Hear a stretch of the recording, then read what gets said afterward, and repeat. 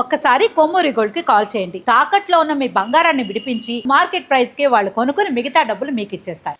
Hi hello నమస్తే welcome to our channel. నేను మీ చార్మి. భద్రాద్రి కొత్తగూడెం దగ్గర లింగపిల్లి అనే గ్రామంలో ఓ దారుణం చోటు చేసుకుంది. గర్భిణీ స్త్రీ అని కూడా చూడకుండా ఆ స్త్రీకి సంబంధించి చాలా అంటే చాలా దారుణం జరిగింది. అయితే ఈ సంఘటన విన్నప్పటి నుంచి అందరూ కూడా అవాక్ అవుతున్నారు. అది ఇలా కూడా ఉంటారా, ఇంత టెక్నాలజీ డెవలప్ అయిన తర్వాత ఇలా ఉంటారా అని. ఏంటి నేను ఇంత చెప్తున్నా అనుకుంటున్నారా? అయితే భద్రాద్రి కొత్తగూడెం దగ్గర జరిగిన విషయం ఏంటి అంటే, ఒక గర్భిణీ స్త్రీ ఆరోగ్యం బాలేక దగ్గరలో ఉన్న హాస్పిటల్కి వెళ్ళింది. హాస్పిటల్కి వెళ్ళగా అక్కడ చికిత్స జరుగుతున్న సమయంలో డిసెంబర్ 17న ఆమె చనిపోవడం జరిగింది.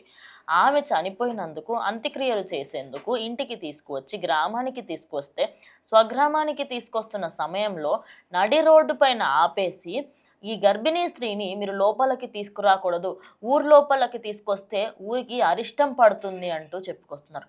ఇలా సినిమాలలో చూస్తూ ఉంటాం. ఇదేమన్నా గర్భిణీ స్త్రీలకు సంబంధించి, అదేవిధంగా చిన్నపిల్లలు ఎవరైనా తీరని కోరికలతో చనిపోతారు అని చెప్పేసి పిల్లలకు కూడా చాలా ఇలాంటి మూఢనమ్మకాలు అనేది పెట్టుకుంటూ ఉంటారు. ఈ మూఢనమ్మకాల వల్ల ఏమవుతుంది అంటే, చిన్న చిన్న విషయాలకి పెద్ద పెద్ద విషయాలకి కూడా అసలు అర్థం పర్థం లేకుండా అన్ని గుడ్డిగా నమ్మడం కూడా కరెక్ట్గా.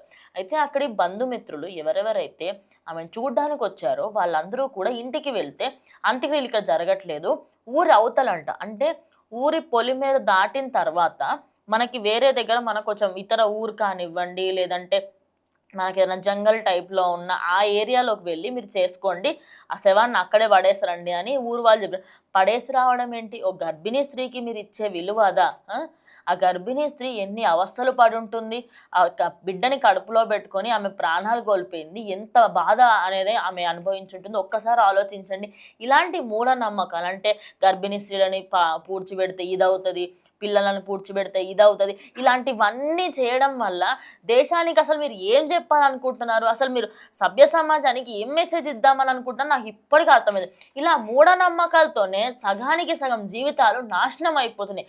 అలాంటి జీవితాలు నాశనం అవుతున్నప్పుడు కొంచెం అన్న సెన్స్ ఉండాలి కదా చేసే ముందు. గర్భిణీ స్త్రీ అని కూడా చూడకుండా పడేసిరండి అని చెప్తారు ఊరు వాళ్ళు. అంత దారుణంగా ఉందో ఒక మనిషి విలువ మీకు కదా. సరే పోనీ అని చెప్పేసి అప్పటికి వీళ్ళు అన్నారంట ఫ్యామిలీ వాళ్ళు. అలా కాదండి, ఒక్కసారి ఆలోచించండి. గర్భిణీ స్త్రీ కదా, ఇంటి దగ్గర చేసిన దానికి అదే ఊర్లో చేసిన దానికి బయట చేసిన దానికి తేడా ఉండదా అంటే, ఊర్లో అంట గర్భిణీ స్త్రీలను చేస్తే ఊరికి అపశకునం బట్టి ఊరంతా అల్లకల్లోలం అయిపోయి ఏమన్నా అయ్యి వ్యాధులు రావడము ఇలాంటివన్నీ వస్తాయని చెప్పేసి ఎవరో చెప్తే దాన్ని పట్టుకొని కూర్చున్నారు. ఇలాంటి వ్యక్తులు ఇంకా ఉండడం వల్లని ఈ బాబాలు, ఈ ఫేక్ బాబాలు వీళ్ళందరూ ఇంకా బతుకుతున్నారు. లేకపోయింటే వాళ్ళు ఎప్పుడో దివాలా తీస్తుండే కదా. జస్ట్ సినిమాలలో చెప్పడం వల్లనో ఎక్కడో వినడం వల్లనో కాదు, నిజ జీవితంలో ఎప్పుడైనా గుర్తుపెట్టుకోండి, ఓ గర్భిణీ స్త్రీ వేదన ఎంత ఉంటుందో ఓ అమ్మాయిగా ఓ తల్లిగా మీకు ఖచ్చితంగా తెలుస్తుంది. తెలిసిన వాళ్ళు అలాంటిది ఇలా నడి రోడ్డు పైన ఆవిడ శవాన్ని ఆపి మరి ఇక్కడ పూడ్చిపెట్టడానికి వీల్లేదు, ఇక్కడ మీరు కాల్చడానికి వీల్లేదు అని చెప్పారు. ఇప్పటికీ కూడా అంత్యక్రియలకు సంబంధించి వాళ్ళ బంధుమిత్రులు అందరూ కూడా ఊరు చివరన వెళ్ళి అక్కడ ఊరు అవతల ఏదైతే అంత్యక్రియలు ఉంటాయో అవన్నీ చేసుకుంటున్నారు.